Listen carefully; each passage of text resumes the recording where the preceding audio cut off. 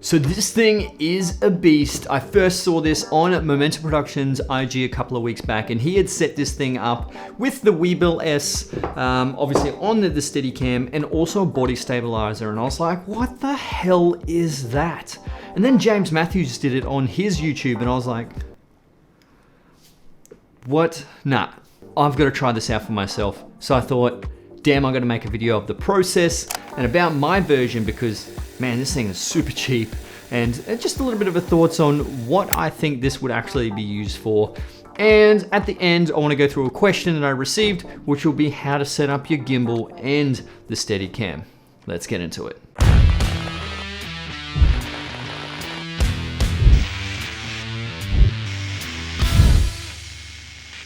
So the Arri Trinity is a professional gimbal setup from a company named Arri, which most likely a lot of you have heard before. Now they do incredible cameras like the Arri Alexa, a bunch of professional lights, and other professional filmmaking tools. They are a very innovative company, and I've even had the pleasure to talk to one of the Arri reps at my uni through Zoom, and that was an absolutely amazing experience because he did a presentation on about lighting and briefly on how their sensors work, which was really cool. But essentially the Arri Trinity is a gimbal on top of a Steadicam.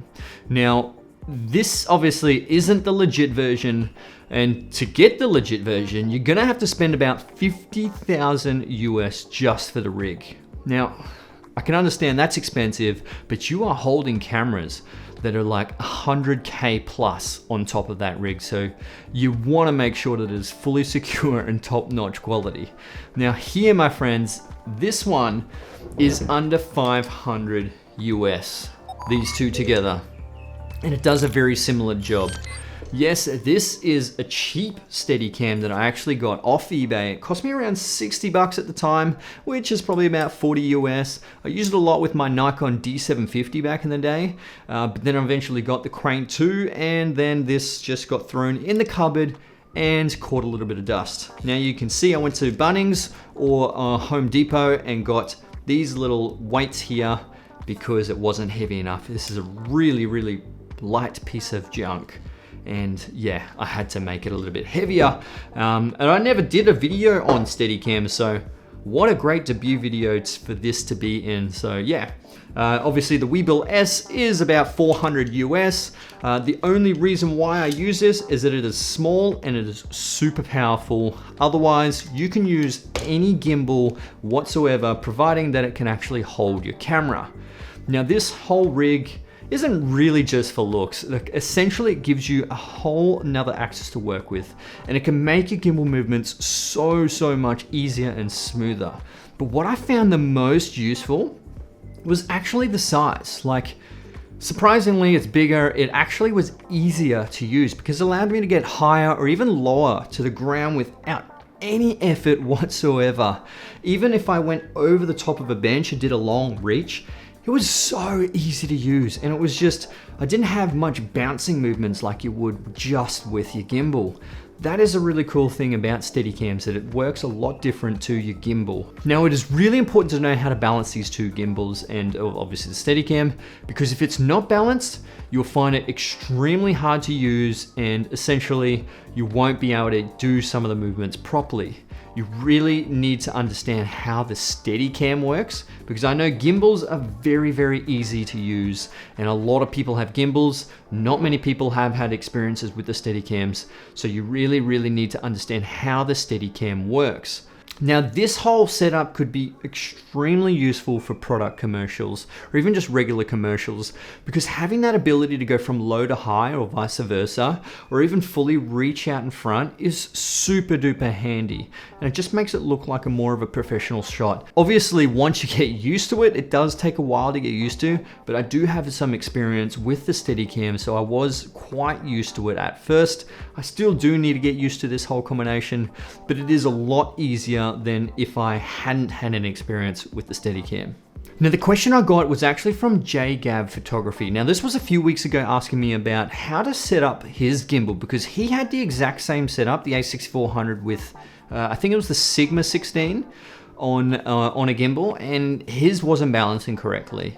Now, it is very confusing at first when you don't understand the steps of how to balance the gimbal, but once you understand how to balance the gimbal, the basic steps and the basic, I suppose, physics about it, it is really, really, really easy to do. But before you start, make sure your camera is set up exactly how you actually want to use it on the gimbal. So take the lens cap off, put the ND filter on if you're going to be using an ND filter, or even if there's a mic on top, put that on, because all this weight makes a massive difference in the balance. Now, if it is a zoom lens as well that extends out from the barrel, let's say this. If it's a zoom lens that extends out from the barrel, put it halfway. That's how you're going to balance it. If you're going to balance it here, the balance is going to be off. If you're going to balance it on here, the balance is going to be off. Put it to halfway for now. But everyone balances their gimbal a little bit differently. So this is my process on how I balance the gimbal. Now, obviously the first step is to put the camera onto the base plate. The base plate's pretty easy. You just need to screw it in. Sometimes you need a screwdriver to screw it in at the base. Now, once you have that, put the camera onto the gimbal itself and then start balancing it from there. Now, I work on the tilt axis first. Now, if it does tilt forward, then all you got to do is nudge it back until it's perfectly level, or vice versa. If it tilts back, just nudge it forward until it's nice and level.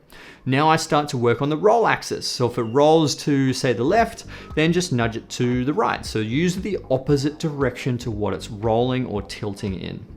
Now, once this is completely level, tilt the camera so it points upwards. Now, once it points upwards, you want to keep it pointed upwards. If it tilts forward, then you just need to bring it back a little bit, or vice versa.